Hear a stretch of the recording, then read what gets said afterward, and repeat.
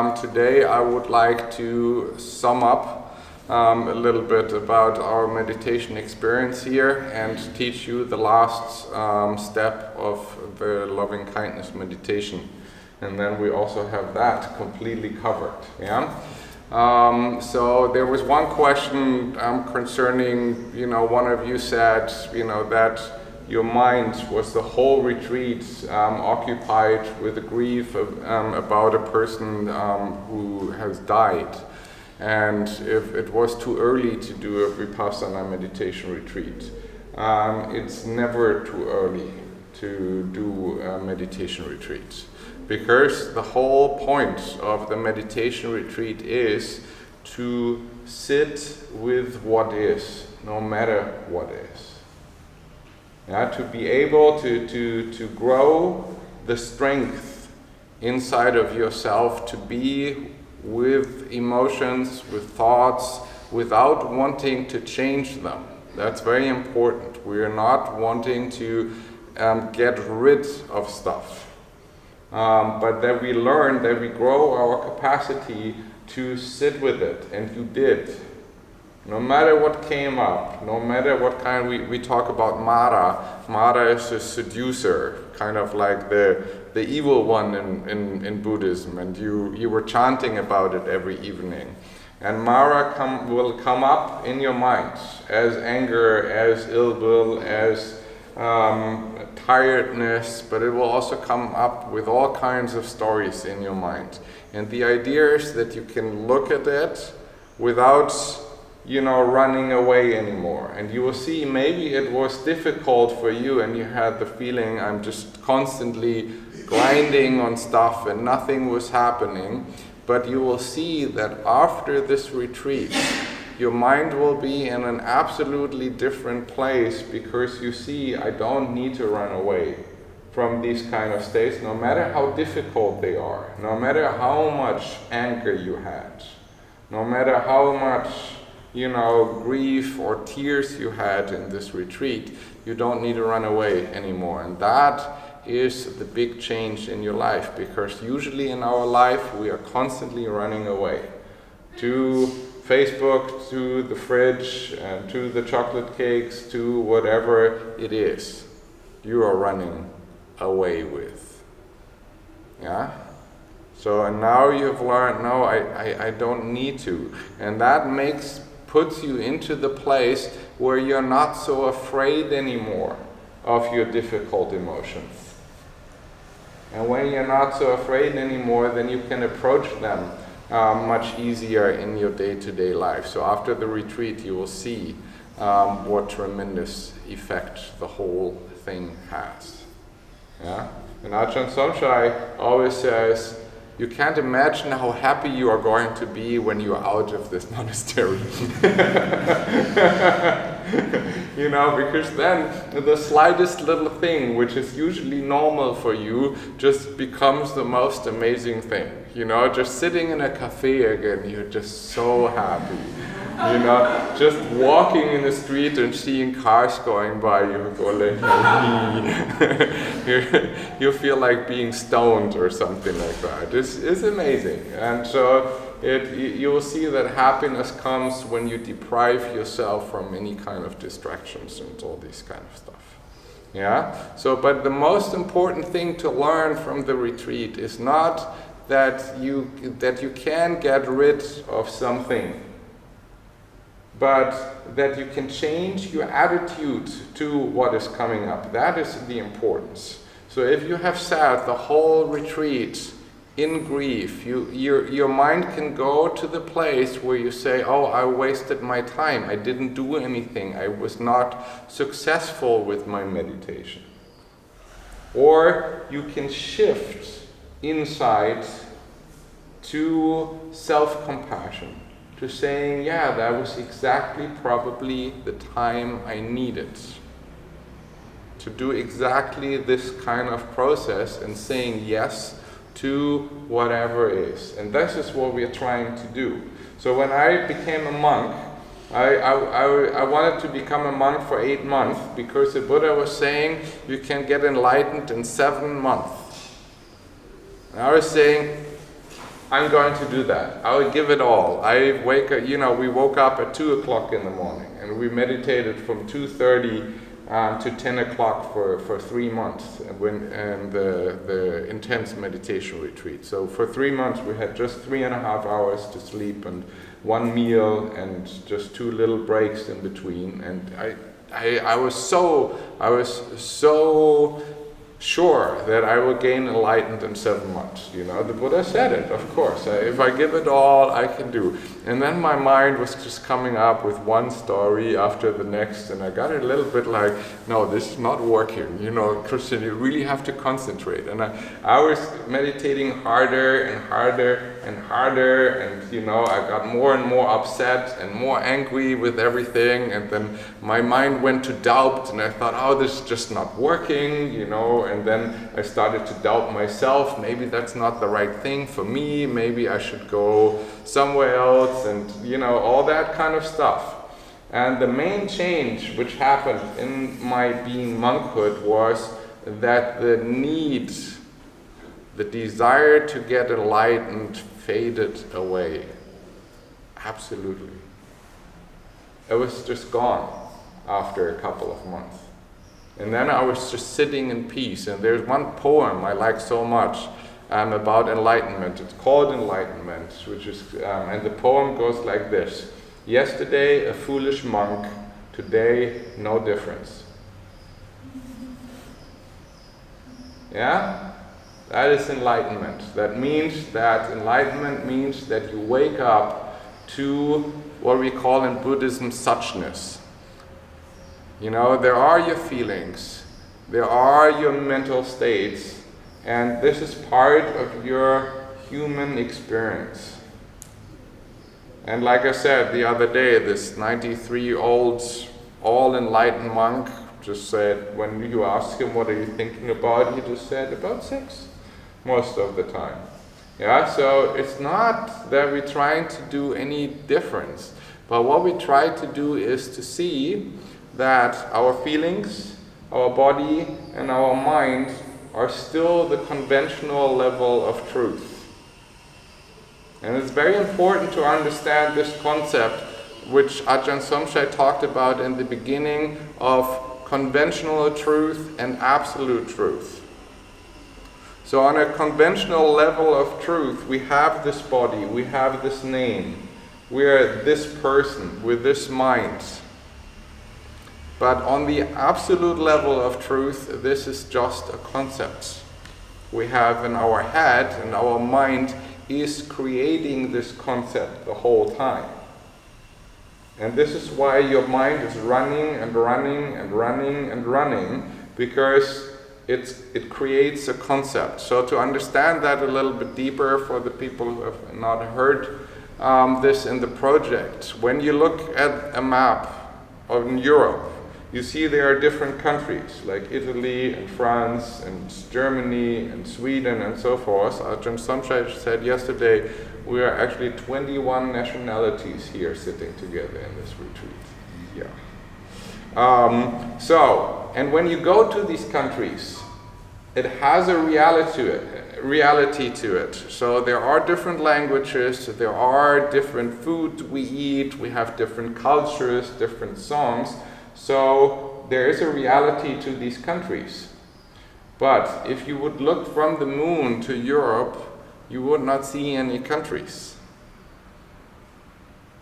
Yeah? And after the Second World War, everything got rearranged and people were just moving countries. And so Russia is a little bit bigger, and then Poland moves over 200 kilometers, and just we cut off here from Germany a little bit more, and then we make France a little bigger, and these are 2 countries now, and stuff like that. And so, there you see that it's actually just a concept in our head. So and our mind can be stuck on the conventional level of truth. Yes, there's Italy and Germany, and if you're stuck with this concept, then war is possible.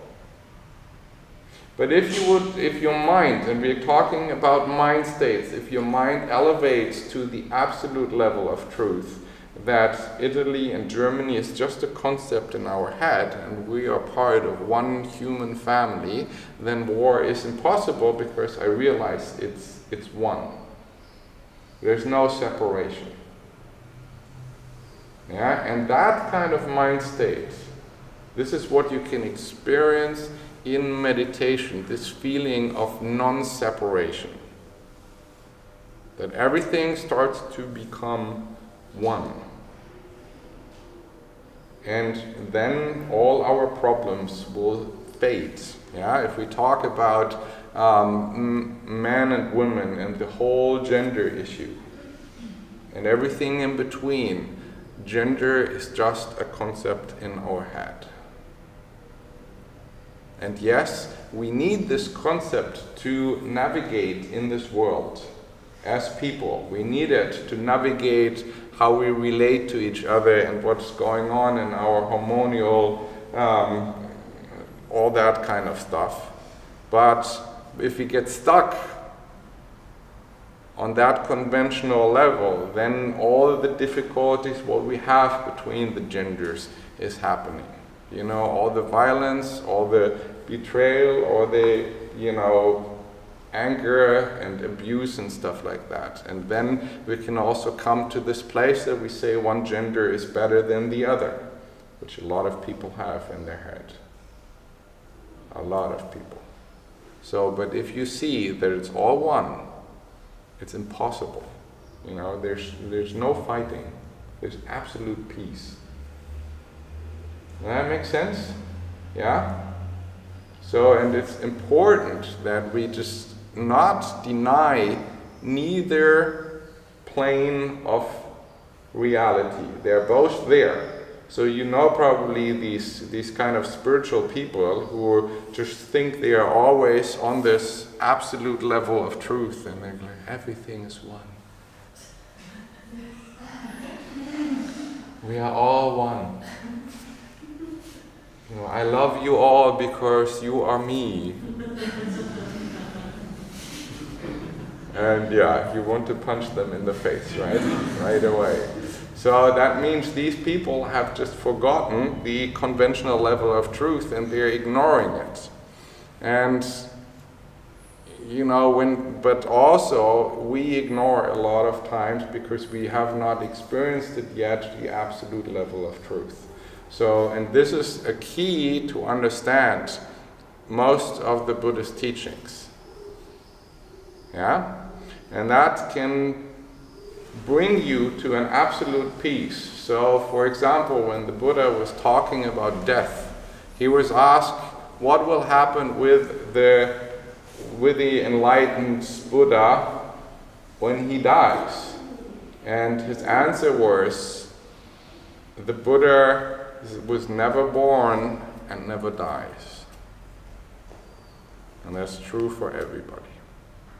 Because birth and death, beginning and end, is also just a concept in our duality realm. Yeah, so from a Buddhist perspective, that something will appear out of nothingness, stays a while, and then evaporates into nothingness is a very unscientific point of view. Because nothing in this universe, you can talk to a physicist, no energy in this entire universe can ever get lost. It's impossible. Everything is just changing form. Yeah, if I light a match, the match burns down and is gone, but it's not gone. It just has changed form into energy, into heat. And that heat will just cycle. It's like water. It's gas, and then it's liquid, and then there is ice, and so forth. So everything is just transforming. Nothing in this entire universe can ever go away. So why should consciousness do? So, and that's very interesting to contemplate a little bit deeper on. Alrighty? Good. Second question. I need to go through everything now because that's the last time. Second question, how do I deal with trauma which is still going on right now in this moment? That's a very, very complex question. and it's not easy to answer that in a general way, but I will try.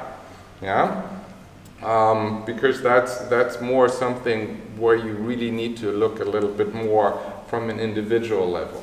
But in general, when it comes to the trauma which is still going on, so for example, you have with your parents this ongoing traumatic relationship with it, then it's a very, so there are different steps, and you can answer this question based on where you are in your spiritual development at this time, and you have to honor that where you are at this time.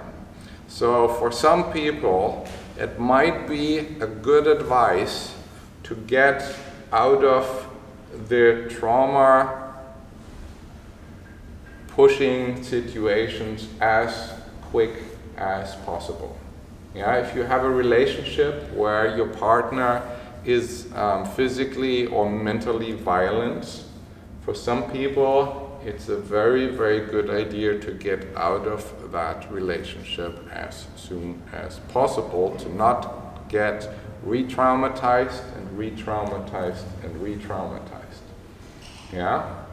So that's the part of, sometimes it's necessary to get out of it, because otherwise your life will get absolutely a disaster.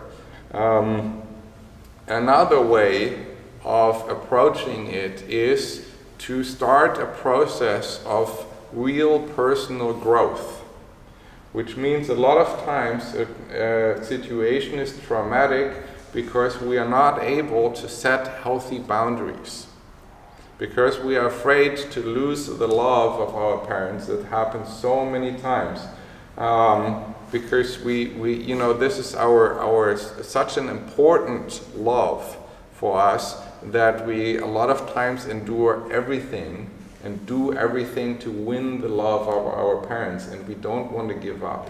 We try and try, and we try harder and we try harder, and it never succeeds, and it never succeeds. Yeah. So, and the idea is to try to set very clear boundaries, because now you're grown up. Now you have the opportunity to decide for yourself how you want your life and your surroundings, and it can be a good idea to set a very clear boundary, and set, if it's your partner, if it's your parents, whatever it is, to say, this is not a behavior I want in my life. I'm not going to tolerate that anymore. And to build up the strength to carry the consequences, no matter what that means. So if it's at home or you're visiting your parents and the trauma kind of starts again, that you said, this is not what's going to happen in my life anymore. I leave and I come back the next time, and then we'll see again. And you do that every time until the person really starts to understand that, this is not possible to cross your boundary anymore. But that determines, like a growing up, a becoming much more mature with your, what C.G. Jung says, the archetype of the king or queen inside of you, for the people who have been in the project. Yeah, so that you need to grow tremendously. Yeah, and the third approach is, and we are merging into that now with the third, with the third step of the loving kindness meditation, because there is a spiritual approach which is so deep and so powerful, but which is very hard to do in the practice in the beginning. Yeah, so when Jesus, for example, is saying, when somebody slaps you on one cheek, offer the other. When he was saying you have to love your enemy, he is not a romantic dude, which is, too long in the 1970s or something like this, and all you need is love, and we can, love can handle everything. It is a very, very down-to-earth approach, and the Buddha was also saying that. He was saying hate will never overcome hate. Only love will overcome hate. This is the eternal truth. Yeah, so there's an approach to that you can actually overcome any kind of situation if your love inside of you is strong enough. And there's a very touching story from one monk in Australia. And he was giving a talk exactly about this third step of loving kindness meditation. And there was a woman who was in his center for the first time. And he was just sitting there and listening. And then she left after the talk, and he didn't see her again for a very, very long time. And then, 10 years later, she came to him and approached him directly and said, I want to thank you so deeply from my heart for the talk you gave to me, because it changed my life. He said, what happened? He said, I was in a relationship, and my husband, he was an alcoholic, and he was beating me so many times in my life, so that I really sometimes had to go to hospital and stuff like that. So, and after your talk, where you were talking about the power of the heart, which can transform everything, and that hate will never overcome hate, I decided, instead of running away, I'm going to send my husband as much loving kindness as I can. And I did that every day. And at one point, a couple of years later, something started to change in my husband. And he started to realize what he's doing. And he seeked out to get help. And now he's sober for 2 years. And we have a really incredible, loving relationship. Not a lot of people can do that, to stay in such an abusive relationship. So again, the warning, don't try that at home.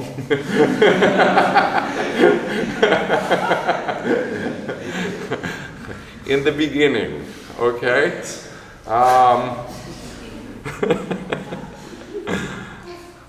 But, the idea is that you get into your mind and heart that this kind of energy is possible. So look at the people who we just, who are the role models for generations and generations. Just think about Nelson Mandela, for example. Yeah, he was tortured as a black person in prison for 27 years. Most of normal people would be psychologically destroyed. And this guy comes out of prison, let me see. And what he says was, and that's so important for all of us, because we all have, experienced difficult situations. He said, as I walked out the door towards the gate that would lead to my freedom when he came out of prison, I knew if I didn't leave my bitterness and hatred behind, I'd still be in prison. Yeah, and there's a very famous story about two Jewish guys, and they have been in a German concentration camp during the Second World War, and they survived it. And many years later, they meet. And the one guy is asking the other guy, are you still angry about the Germans? And the other Jewish guy said, of course I am. That's the most sadistic, absolute, insane thing what could ever happen to a human being. How could I not be still angry and in pain about it? And the other Jewish guy was nodding to himself instead, then they still keep you in prison.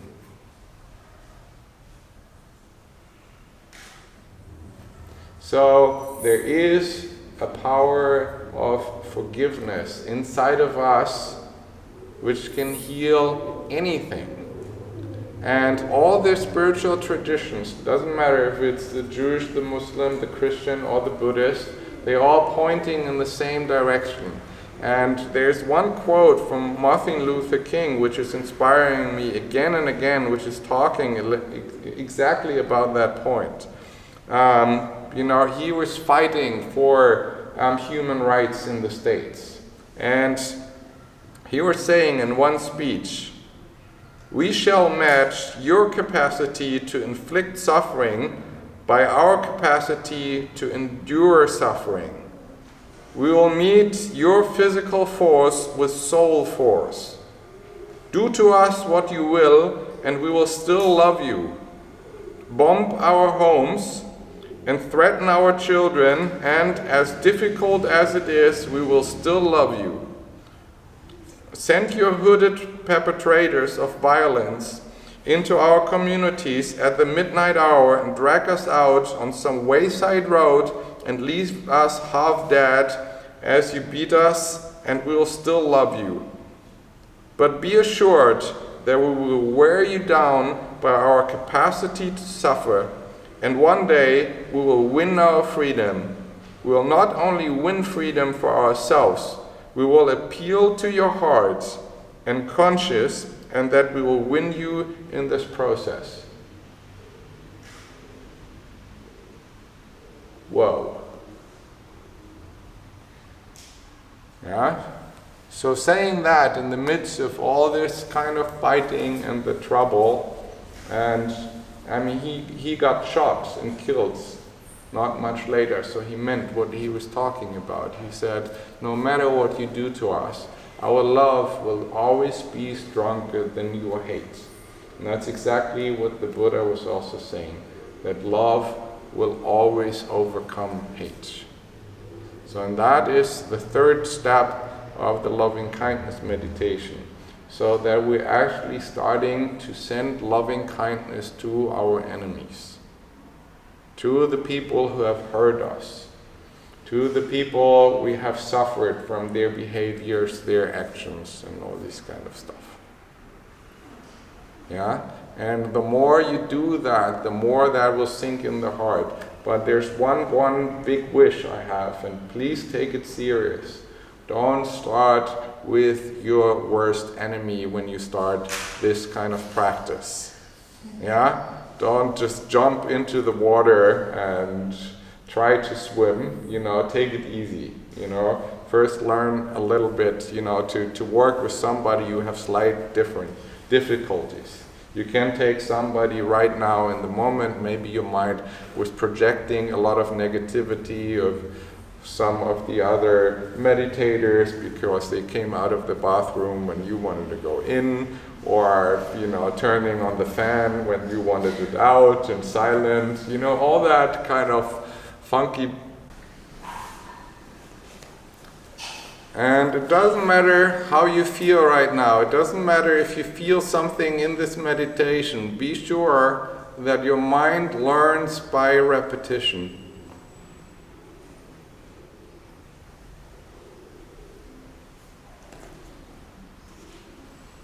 And it is like learning a new language.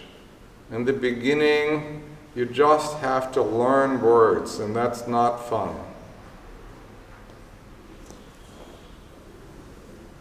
But with time, you are able to speak in a different language, and that's one of the most beautiful things. So now we are learning the language of love, and we are widening our hearts tremendously.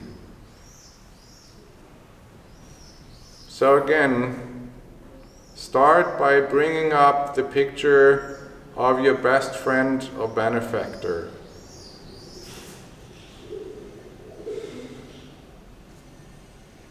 Maybe choose the same person you have worked with before, or choose another person.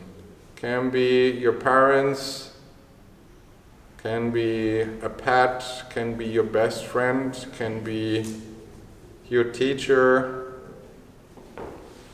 Somebody who has helped you tremendously during your life. And again, remember that your mind learns quickest when you work with emotions, with pictures, and with words. So today, try to bring your heart to a great sense of thankfulness and gratitude that you have such a person in your life, even if this person was just shortly with you.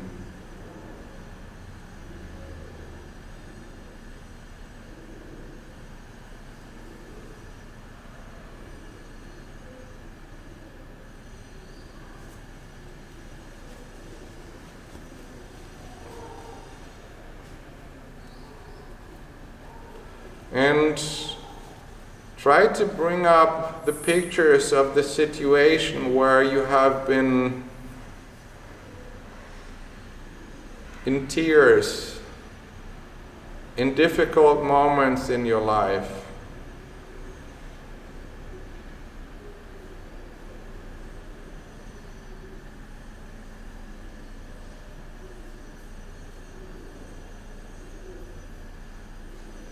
And sometimes we don't want to go to these places. We don't want to remember the dark times of our life, but allow your heart to go there.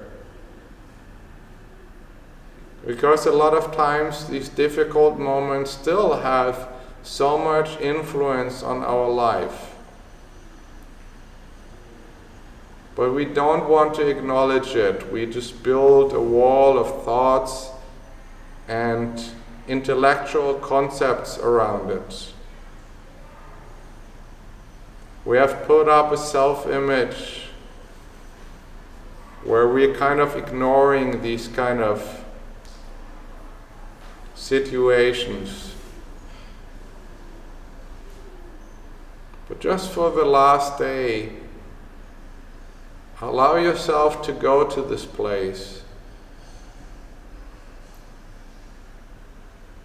Allow yourself to become compassionate with yourself.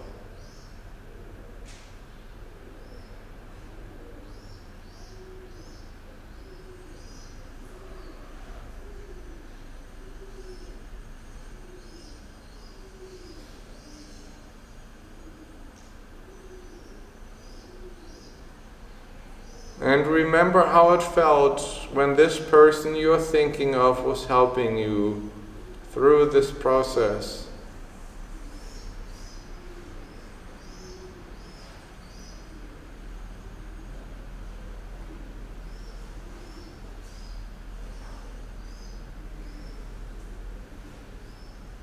Remember how this person was giving you comfort or security or wisdom. How this person was there for you.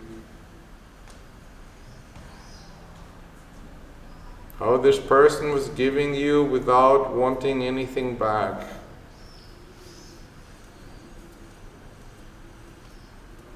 Maybe if it's easier for you because it's so much closer, you can also, to come to these kind of feelings, you can take the Thai people yesterday who were coming to the temple to say thank you for your work without even knowing you, without getting anything out of it that you were here. Just this really deep thank you from the heart. Or take some of the monks here who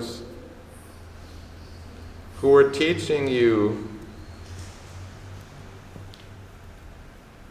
giving you energy, comfort, showing you deep respect every day for what you are doing here, without wanting anything back.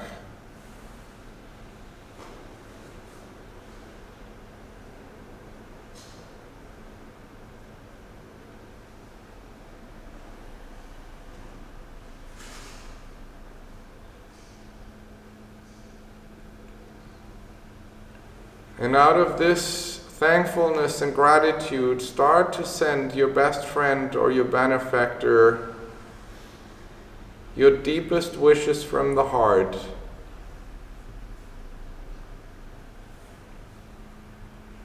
May you be full of loving kindness. May you be healthy and free of physical pain. May you be calm and relaxed and without any fears. May you be happy, content, and free. May you be full of loving kindness. May you be healthy. May you be calm and relaxed. May you be happy, content, and free. May you be full of loving kindness. May you be healthy. May you be calm and relaxed. May you be happy, content, and free. May you be full of loving kindness. May you be healthy. May you be calm and relaxed. May you be happy, content, and really free. May you be full of loving kindness. May you be healthy. May you be calm and relaxed. May you be happy, content, and really free.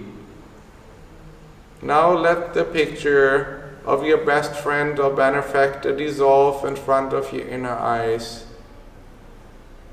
And bring up the picture of a person we call the neutral person. Again, you can choose the same person like yesterday or a different person. Have a look. But it's best to start with repetition. And with the same energy you have sent your best friend, your benefactor, your deepest wishes from the heart, with the same gratitude and thankfulness, send this person your deepest wishes from the heart. Because also this person just wants to be happy, just wants to be healthy, and just wants to live without fears and without danger. So may you be full of loving kindness.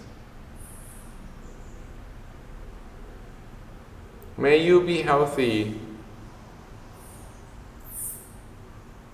May you be calm and relaxed. May you be happy, content, and free. May you be full of loving kindness. May you be healthy. May you be calm and relaxed. May you be happy, content, and free. May you be full of loving kindness. May you be healthy. May you be calm and relaxed. May you be happy, content, and really free. May you be full of loving kindness. May you be healthy. May you be calm and relaxed. May you be happy, content, and really free. Now let the picture of your neutral person dissolve in front of your inner eyes, but stay with the feeling. Stay with the feeling of gratitude, of thankfulness, of deep appreciation.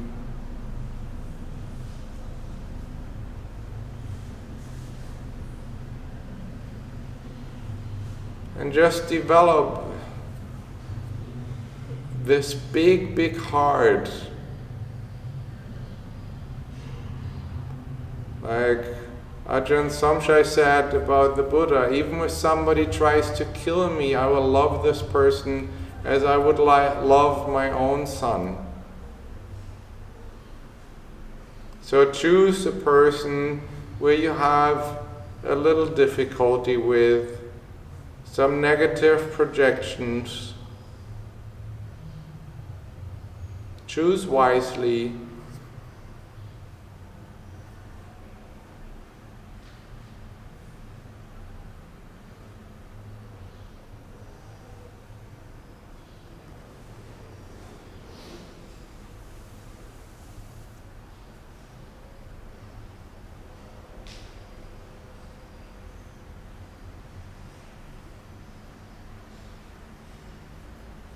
And then start to send your enemy your deepest wishes from the heart, and remind yourself that this person also has the same wishes, the same needs you have. Just wanting to live a happy life. And maybe this person has developed very, very difficult habits to achieve that. Just wants to be healthy,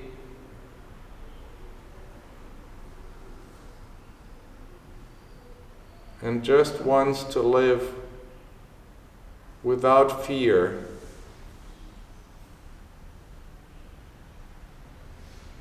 And then send this person your deepest wishes from the heart. May you be full of loving kindness. May you be healthy and free of physical pain. May you be calm and relaxed and without any fears. May you be happy, content, and free. May you be full of loving kindness. May you be healthy. May you be calm and relaxed. May you be happy, content, and really free. May you be full of loving kindness. May you be healthy. May you be calm and relaxed. May you be happy, content, and really free. May you be full of loving kindness. May you be healthy. May you be calm and relaxed. May you be happy, content, and really free.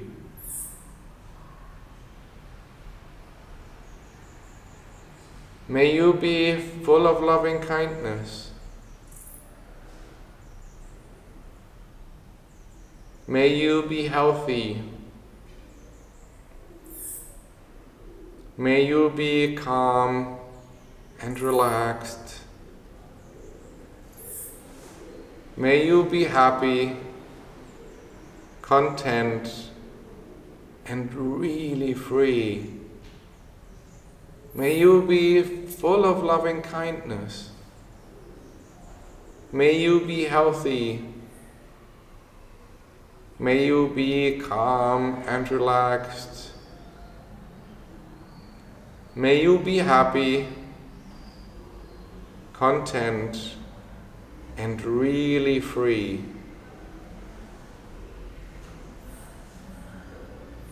So now let the picture of your enemy dissolve in front of your inner eyes and really let go of his or her energy. Let go of anything you have experienced and really clean your whole system from his or her energy and come back to yourself. Bring up the picture of yourself in front of your inner eyes, the picture of yourself right now, or when you have been a little child, 4, 5, 6 years old.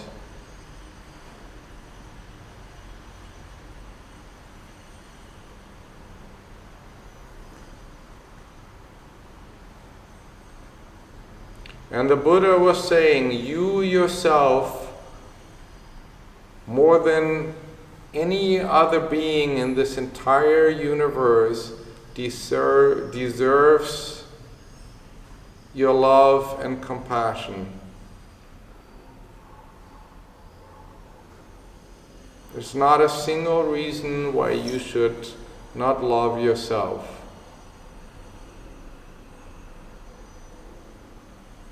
There's not a single reason why you should not respect yourself for who you are and what you are, no matter how much your mind is telling you otherwise. Don't listen anymore.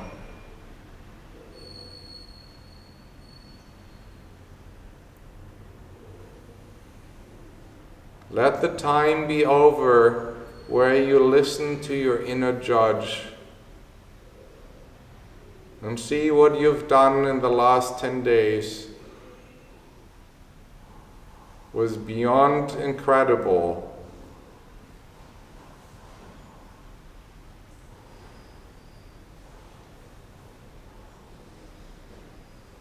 So with the deepest respect and gratitude for yourself,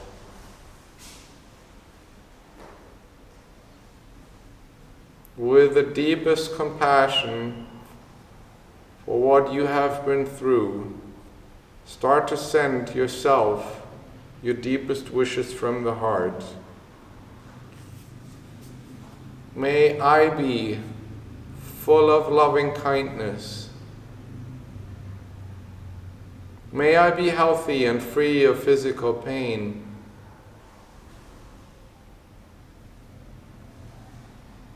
May I be calm and relaxed and without any fears. May I be happy, content, and free. May I be full of loving kindness.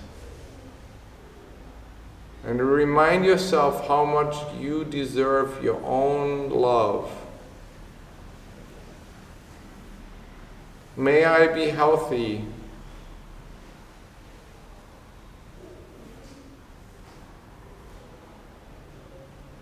May I be calm and relaxed.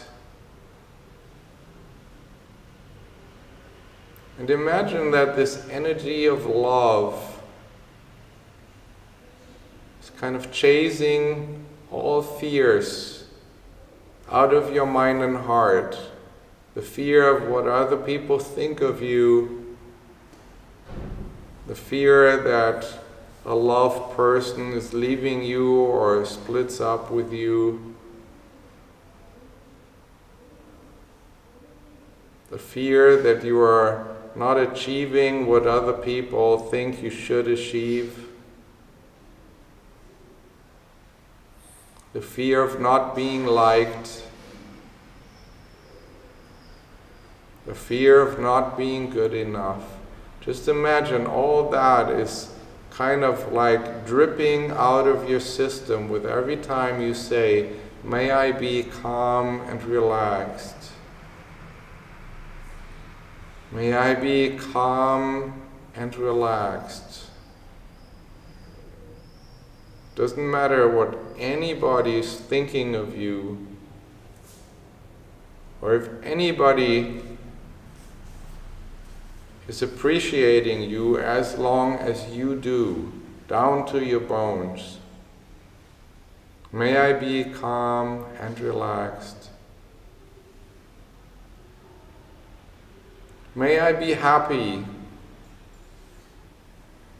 content, and free. Imagine that every time you say, may I be happy, that this old, beautiful energy comes back into your system, where your mind doesn't know failure yet.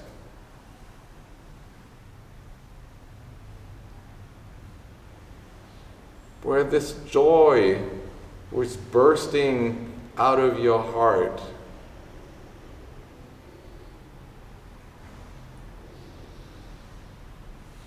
Where you were sometimes screaming out of joy, and try to, with every time you say, may I be happy, that this easiness of life, this lightness, this wonder is re-entering your heart.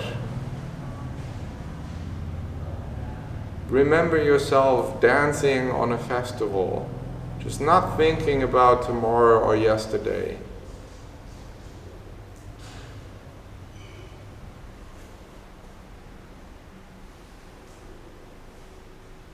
May I be happy, content, and really free. May I be full of loving kindness. May I be healthy. May I be calm and relaxed. May I be happy, content, and free. And when you put the word content into your mind, just try to get this energy into your system that you don't need anything from the outside.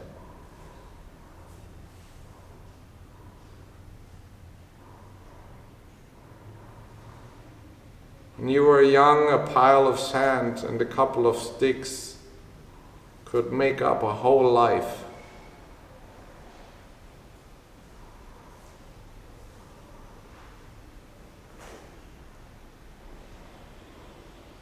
And promise yourself from now on to be free, meaning that you're 100% yourself. You don't need to hide anything anymore.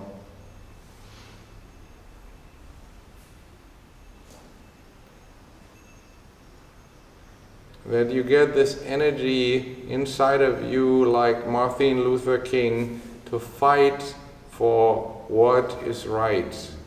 To fight for what is really in your heart, what you want to live.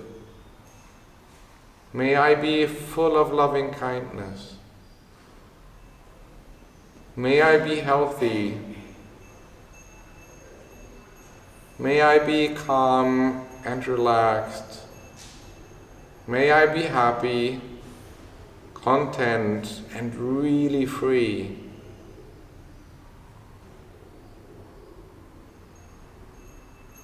May I be full of loving kindness.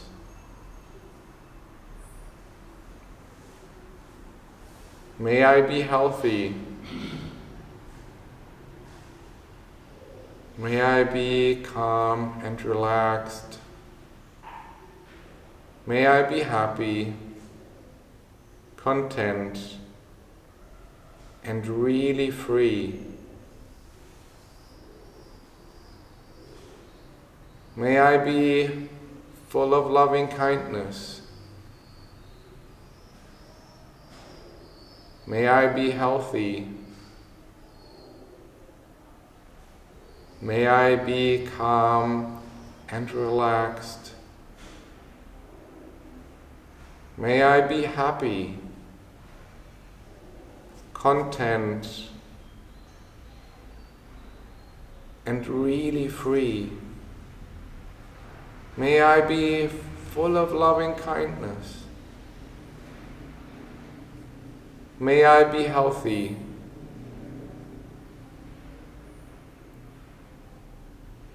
May I be calm and relaxed. May I be happy, content, and really free.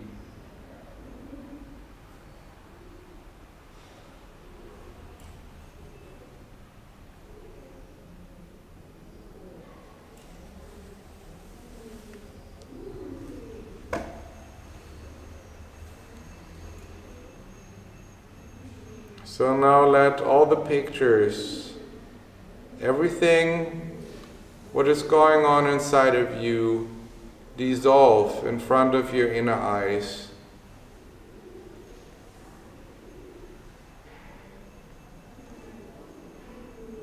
And just stay with the feeling.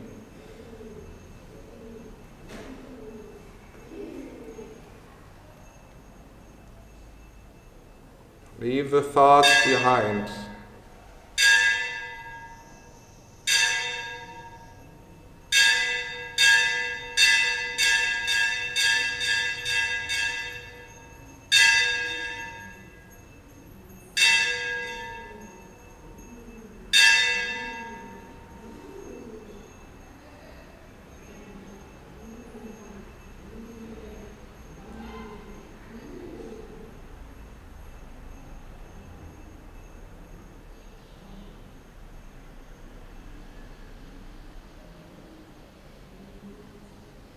And if you are a very visual person, you could imagine that you are kind of surrounded by the energy of love, like you are surrounded by the element air.